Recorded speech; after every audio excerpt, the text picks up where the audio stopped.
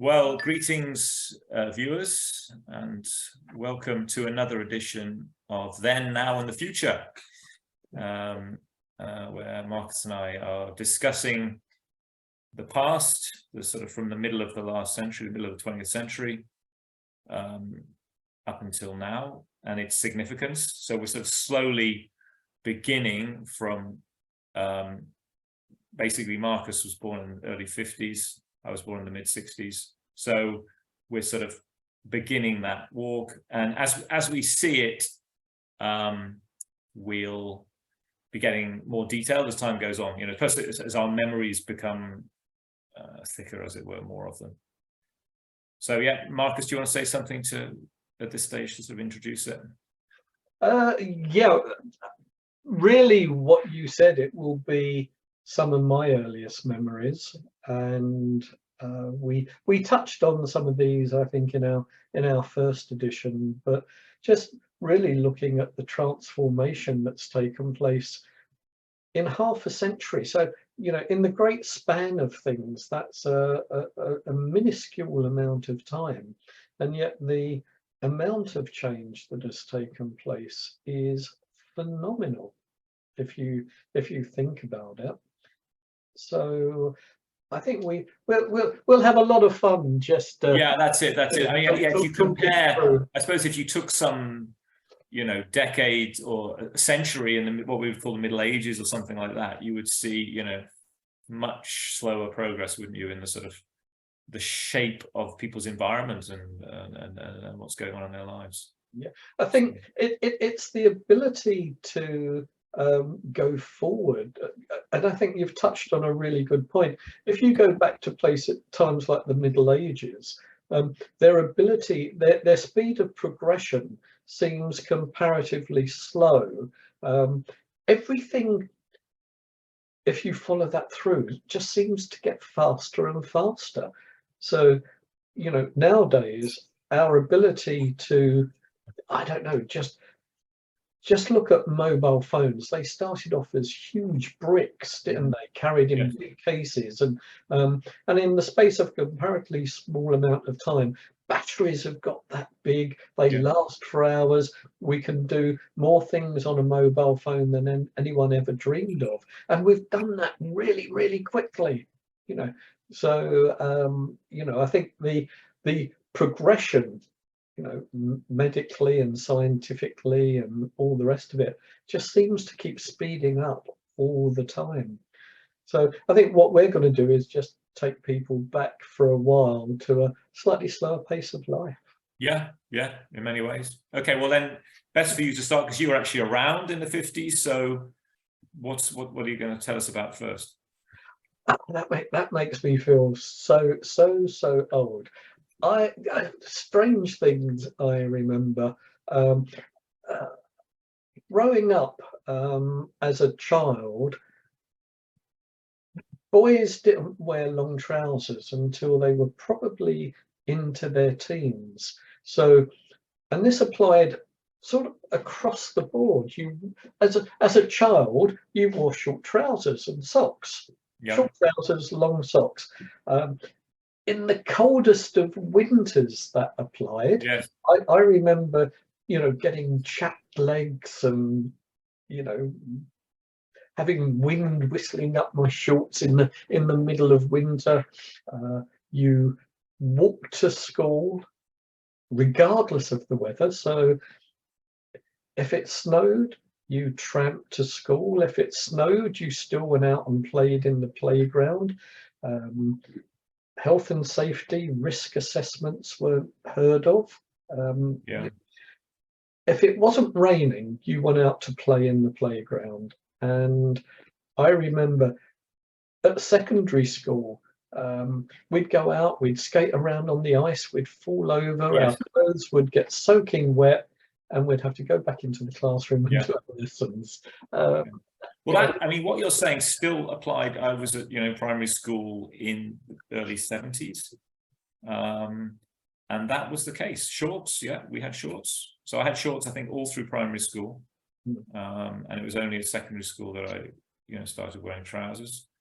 And yeah, outside, You know, there was the hard playground, and then there was the grass, the sort of pitches and stuff. We used to run around all over the place. Yeah. So. Yeah, and I think again we touched on this in our first edition, but you know, old-fashioned telephones, big black.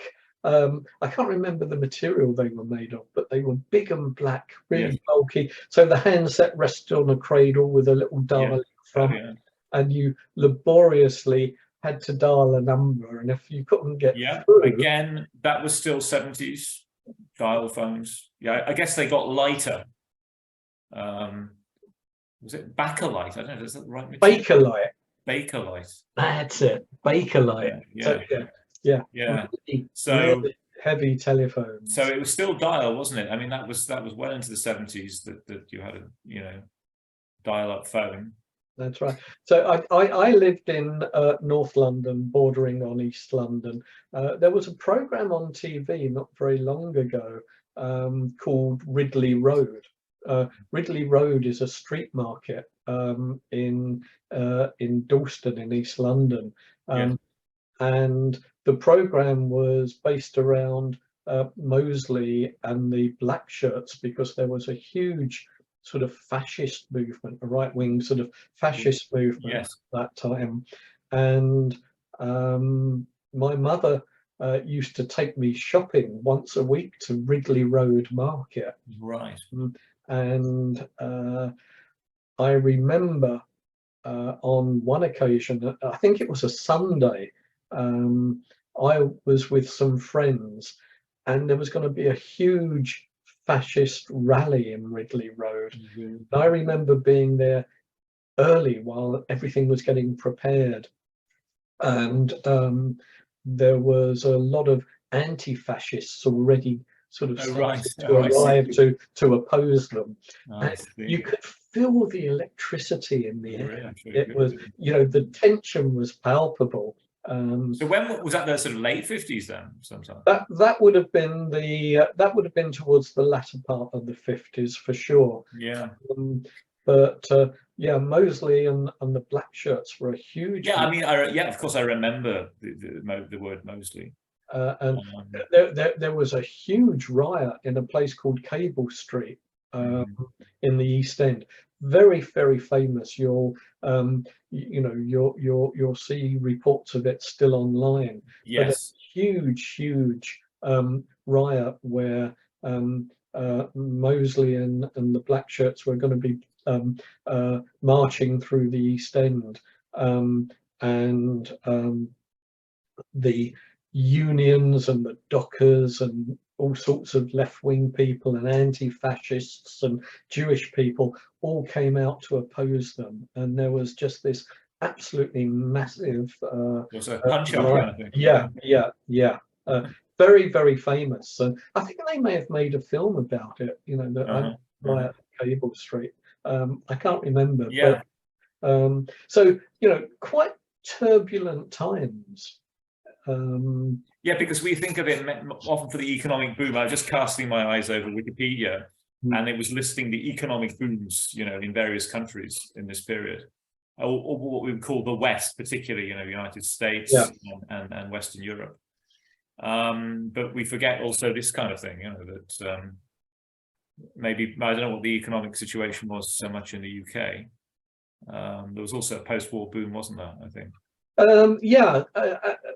I think people were having to get used to having things again, because they'd been without things for such a long time that getting used to having things. So I grew up in a Jewish family, and we'd have lots of family get-togethers. So I remember my mother doing lots of cooking and baking, and you know, having relatives round and all of that sort of stuff. But there was also getting used to new things like pasta. Pasta was quite a big deal. Getting used to the fact that you were starting to get things like Indian restaurants springing up.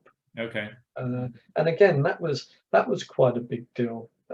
You know, starting to eat strange foods, foreign foods. Yeah, that really sort of took off post-war, didn't it? I suppose. Yeah. Even more recently, it's got sort of multifaceted, isn't it? But yeah, it was beginning then. yeah. But these were all really new experiences that you know that we had, and it often occurs to me now, you know, back in the day, just going back to telephones, if I wanted to get hold of you, I Yes. could only get hold of you on a landline. And Yes. if you weren't home, you know, if you weren't at the other Yeah. end of the phone, we couldn't speak. That's right. You know, and I just had to put up with trying and trying and Yeah. trying. Or you can leave a message, right? You can leave a message. Can I take a message? Yeah, yeah. If you happen to be lucky enough to have someone at the other end of the phone Yeah, who could yeah. take a message, and then you had to rely on them to pass. Yeah, of course, there was all sorts of factors coming there, wasn't there? Yeah. But yeah, and that's till quite recently, really. I mean, relatively, I don't know when that changed, but well, I don't. But these days, if I message you and you don't reply in about 5 minutes, you know, why hasn't he got back to me? What's going on? Yeah, yeah, that's right. That's right. We have to create this a bit of, in modern life, we have to create some sort of unavailability, don't we? Somehow that because we can't, you know, we can't all be at 5 minutes notice for everybody, you know. That's right. But as you know, as kids, we used to play out in the street quite happily. Yes. You know, recycling is nothing new. As a kid, we used to get lemonade bottles from the local shop, and you used to take it back and to get money back on the bottle. Yeah, it's just been ideologized, really, hasn't it? That's right. Basically, it's a way of life anyway, isn't it? Yeah. As I mentioned, my parents ran a grocery shop. They used to give out the food in paper bags. Yeah. You know, so recycling and all of this stuff is not a new concept. My mother and father, you know, would quite happily. I was about 5 or 6 when they closed the shop. So we lived in North London on a proper, on what could be described, I suppose, as an American block. It was a, you know, you could walk all the way around it on the pavement. Okay. I remember having a little tricycle, and they would quite happily let me play outside on the street, and I would ride my tricycle round and round the block. How old were you then? Well, the shop was closed when I was about 5 or 6, so I would have been 4 or 5 years. Yeah. Well, that reminds me of my own memory. I lived in South London in Blackheath, so I was 5 years old, and you know, I can remember being on, as I say, in the building sites. You know, we were off wandering around in the building sites. Yeah. We had a common not far away when I was a little bit older. But you know, oh, I'm going out to play with my friends. We're going over the common. Yeah, okay, be back by, you know, whatever time. Yeah. And you used to go off and just play. You know. Yeah. That's it. You know, I don't know. It was. Were there bad people around? Well, probably. You just didn't hear so much about them. We didn't have this 24-hour news cycle. Yes. Yeah. So I'm sure there were bad people around then, in the same way that there are bad people around now. But yeah, I have a memory actually of an attempted abduction of me. Yeah. Somewhere in, I think we were in somewhere in the centre of London, and somebody else was holding my, as I remember, I mean, it's just a sort of memory, but somebody else was holding my hand, and my father came and took me away. So yeah, you know, I don't know what the story was exactly, but you know, things like that happened, I guess. But well, they did. I mean, if we fast forward just a little bit, I remember going up to with a friend to Trafalgar Square. So I would have been in my early teens, I guess. Yeah. Went up to Trafalgar Square Post Office because they were the only place to issue first day cover stamps, and I did a bit of stamp collecting. So we went there to get these first day covers. Okay. Yeah. Yeah. So I was would have been in my early teens, I guess, and a friend and I went to Trafalgar Square Post Office because we did a bit of stamp collecting, and they were the only place that we could get first day cover stamps quite early. And I think it was late afternoon, and we were coming out and were approached by a guy. Oh, do you want to come with me? Come to a party, whatever. Oh, really? And we started to go with him and follow him. And it suddenly occurred to us, and we suddenly looked at each other and said, "What are we doing? Where are we going?" And then we turned around and sort of ran for it. Who knows? Who knows what could have happened? So there's always been bad people around, but I think we just hear more about it. Yeah, but obviously the general level of trust and just being relaxed. As I say, I said building site, but it was bomb site. We mentioned this fact, didn't we? They were all over London and I guess other cities, these empty spaces where buildings had been.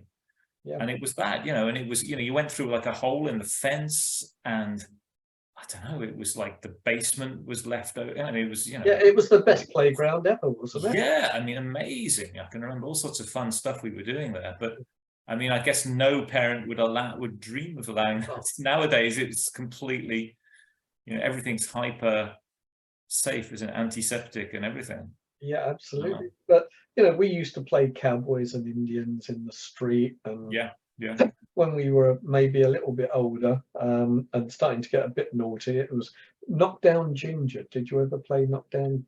Maybe remind me of the rules. Okay, you just knock on somebody's door and run away. Oh, okay. Yeah. I think that. Why would you do that? But we used to think it hilarious. Yes. When we were little kids, let's ring the doorbell and just run away and hide, and then people would come to their door and they'd be looking around, and we'd be sort of down the road. Yeah, I remember that kind of thing. That I don't know, I can't think of exact examples, but yeah, that kind of stuff. I can remember that was still going on. Yeah, I had a pretty bad feeling about it. I wasn't very keen on that kind of thing. I just didn't like the kind of atmosphere, but some people loved it. Yeah. Red telephone boxes, which hardly see now, were on every street corner. Yeah, sure. If you didn't own a phone, and lots of people didn't own phones,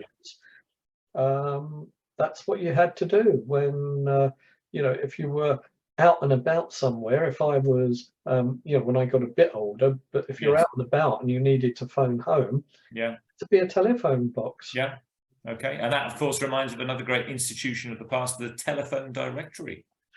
Yes. And these were sometimes arranged in the phone box in sort of metal bindings, weren't they? And it was a metal case with some sort of swing mechanism. And you could swing it up, So, and then you'd sort of run down your finger looking for the surname, Yeah. So, data protection would have a field day. But, alphabetical from A to Z. If you owned a telephone, you were in the telephone directory. There wasn't really any option, as far as I can recall, back in the day. Well, there was an expression X directory. I remember that expression. Yeah, you could. Yeah, you opt out. You could pay.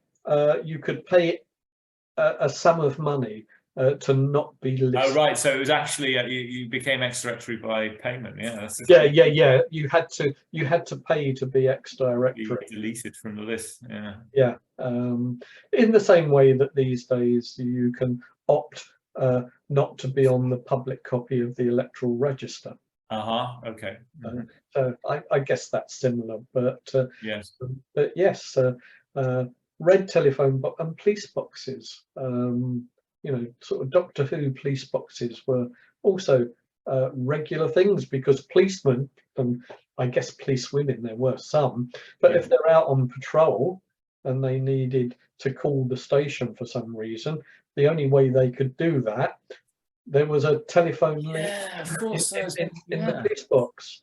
Well, there's still a lot of those around in absolutely there were, because again, there weren't any mobile devices. I guess they didn't have personal radios at the time. When I guess the next thing was walkie-talkies, was it?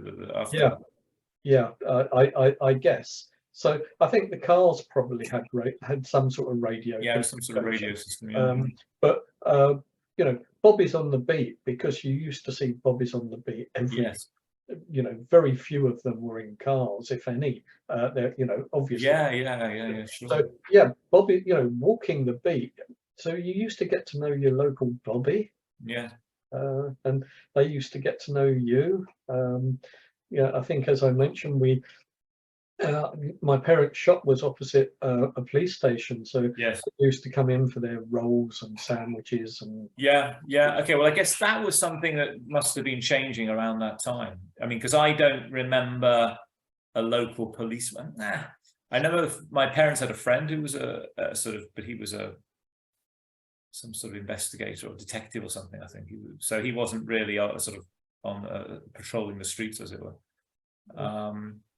But Oh yeah, no, you had local Bobby, and you wouldn't dare give them the sort of lip that, you know. My wife and I sometimes watch these fly on the wall police programs. There's an abundance of them on TV. Oh yes.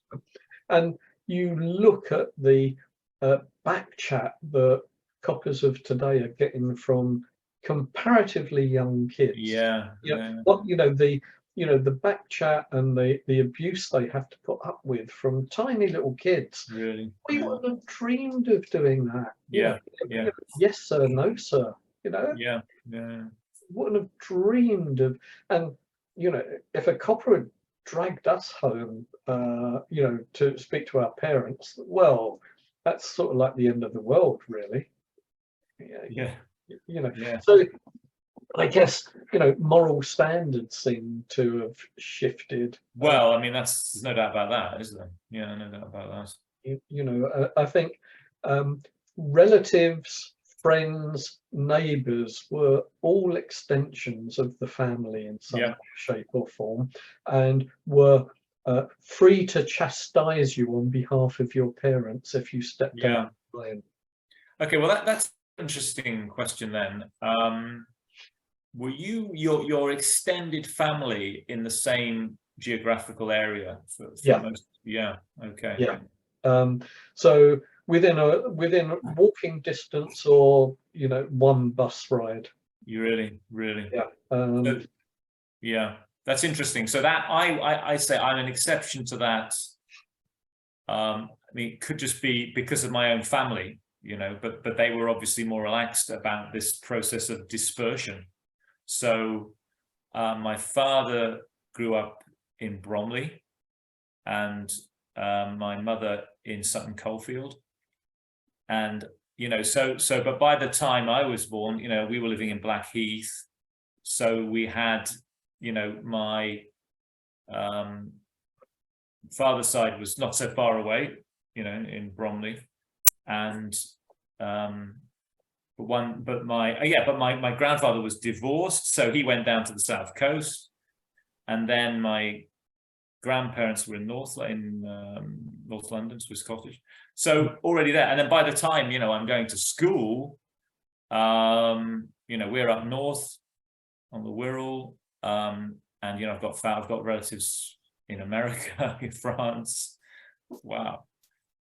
So yeah, I mean, my wider family are dispersed all around the world. Yes. But when I grew up, immediate family were comparatively close, and it was not uncommon for people just to drop in unannounced at the weekend. You didn't have to phone up and make an arrangement, make an appointment. People used to pop in unannounced, and my mum every weekend would bake cakes and biscuits and things on the off chance that people were gonna do that. You know, there was always, you know, if people popped in, there were always cakes and biscuits to be had. You know, because that's how it was. Yeah, so you had more people around you in the home on a sort of week-to-week basis, you could say. Yeah, aunts, uncles, cousins. Yeah. So this is a phenomenon of modern life, isn't it? That you know, you have a family which doesn't have so many immediate relatives around, and you know, not seeing so many people in the home, something like that. That's right. And I have a cousin, and we virtually grew up together. And our families would go on holiday together. So I Yeah. remember, family holidays.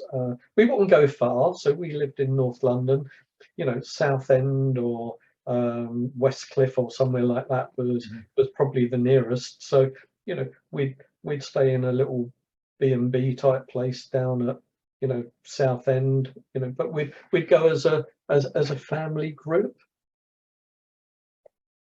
And certainly my parents didn't have a car, so if we went anywhere, we had to go by bus.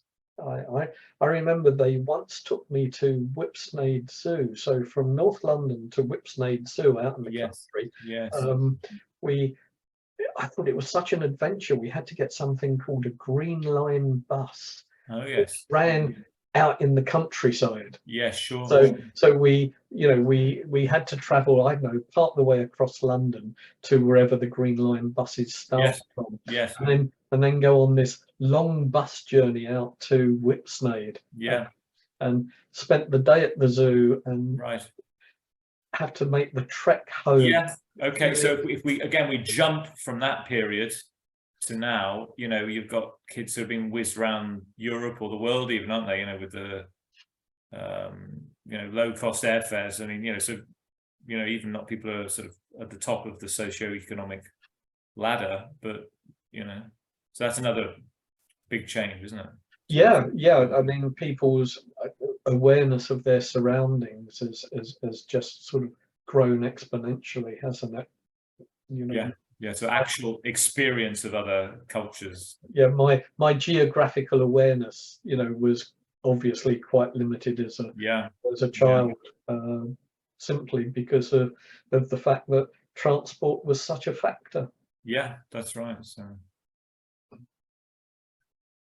So your perspective changes hugely, and I think the perspective of different generations changes hugely, simply because of where we started, the speed at which things move on. Yeah, that's right. So an overriding sort of feeling for me, I suppose, is one of speed. Life seems to have speeded up enormously. So in what particular aspects do you notice that most? Time. It's interesting because it may be a factor of getting old. I heard an explanation of why time seems to move faster as we get older, and put it at its simplest. If you're 4 years old, a year is a quarter of your life. It's quite a big chunk. Yeah. If you're 60 years old, it's a 60th of your life, so it's a much smaller chunk. So apparently that's why time seems to speed up as we get older, because they're smaller chunks of our life. But time just seems to move so quickly. You get up in the morning and then so many things have happened. You've done so many things, and your ability, internet shopping. I ordered something one afternoon. It came that same evening on one occasion. Yeah. I mean, really? So I think because we're able to do things so much more quickly, time seems to move. Yeah, we're in a sort of race, aren't we? It's like to do things more and more quickly, because everybody's doing it more and more quickly. So you have to keep up with that. Yeah. That's what I feel.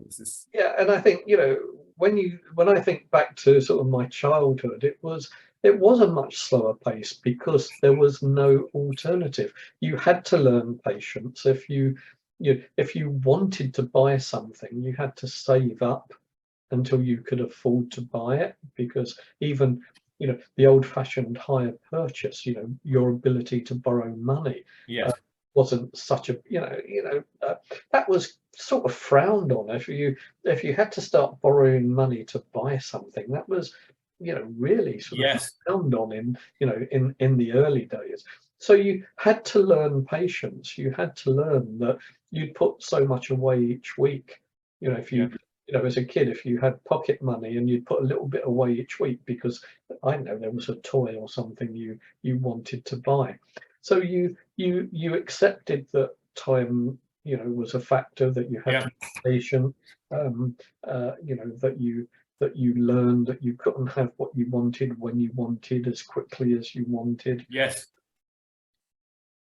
Yeah, that's changed as well, hasn't it? Well, people, this sort of instant gratification, isn't it? That's the concept.